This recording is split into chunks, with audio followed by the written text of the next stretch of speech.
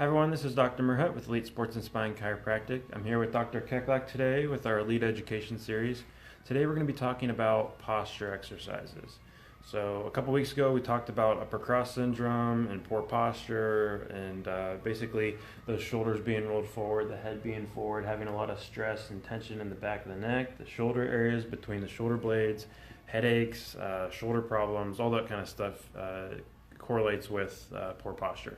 So we're going to go through 3 specific exercises that we typically do with people that come in with upper back neck pain and talk a little bit about why they're important. So first one is going to be a wall angel. So Dr. Keklak is going to be demonstrating these. I'll kind of explain them as he's going. So with the wall angels, you want to make sure that, actually Dr. Keklak likes to describe it like in the form like you're doing a touchdown sign. So that's the starting position. So if he starts in the starting position of touchdown sign, the upper back is pressed up against the wall.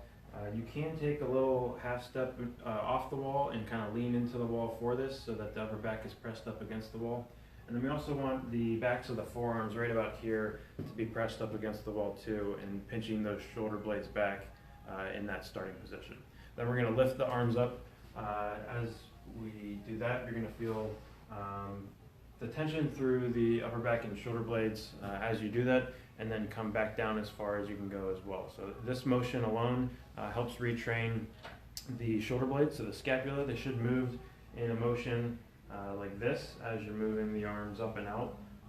Oftentimes we see that movement in the shoulder blades is not there when we have upper cross syndrome, when we have that poor posture. It's because those rhomboids, which are in the middle of the back that attach from the edge of the shoulder blade all the way to the spine, they're not functioning properly. So this exercise helps get those rhomboids as well as some of the other muscles in the back and around the shoulders functioning properly. The next one we have is, we're going to call it bilateral external rotation with shoulder extension. So he's going to use a band with this. We usually do a little bit of resistance for this one. Same position with slightly leaning against the wall, but the elbows are going to be pressed up against the wall to start, and then he's going to pull both hands outward in an external rotation of the shoulder, so promoting strengthening of the external rotators of the shoulder, so some of those rotator cuff muscles.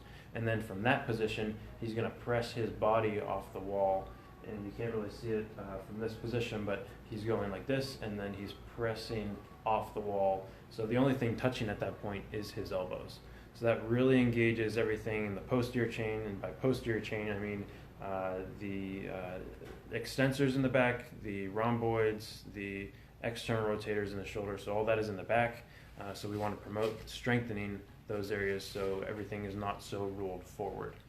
We talked previously in other videos that sometimes we have tightness within the pecs. So a lot of people do a lot of push-ups, a lot of bench press. What that does is it shortens the pecs. So the pecs start, pec major and minor, you have the attachment sites from the sternum, and then it goes over to the shoulder. So if that is shortening and you're working on building up the chest, it's pulling that shoulder inward. So we want to do a little bit of balance. It's not bad to do push-ups and bench press, but you want to balance that out with a lot of external rotator work as well as shoulder retraction work. So those different exercises, 2 that we already mentioned, are good for that. And then the third one we're going to go with is, because oftentimes with those shoulders rolled forward and that head being forward, we have weakness in the front of the neck. So their deep neck flexors are oftentimes weak because the upper traps and the suboccipital muscles in the back of the head and the neck are overactive and really tight. So with that one, I'm going to have Dr. Keklak turn to the side.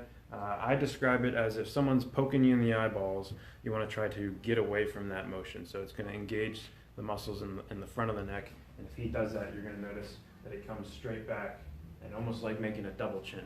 When doing this, you don't want to drop the chin to the chest, you just want it to come straight back, and that promotes a little bit better of a posture as well. So one of those reasons is every time that head goes forward about an inch, 2 inches, 3 inches, that adds an extra 10, 15, 20 pounds to all these muscles that are holding that head in place.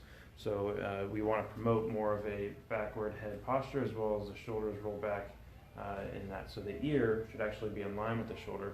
Sometimes when we're looking at people's posture, we see that it's in line, but it's because the shoulders are forward as well as the head being forward at the same time. So that's why we want to work on pulling the shoulders back as well as pulling the head back at the same time.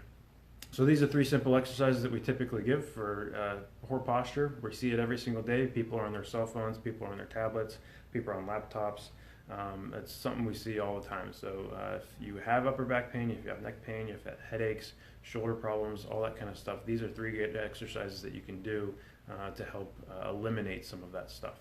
So this is the Elite Education Series. If you have questions on anything we went over today, feel free to comment, but I hope you join us next week for something special.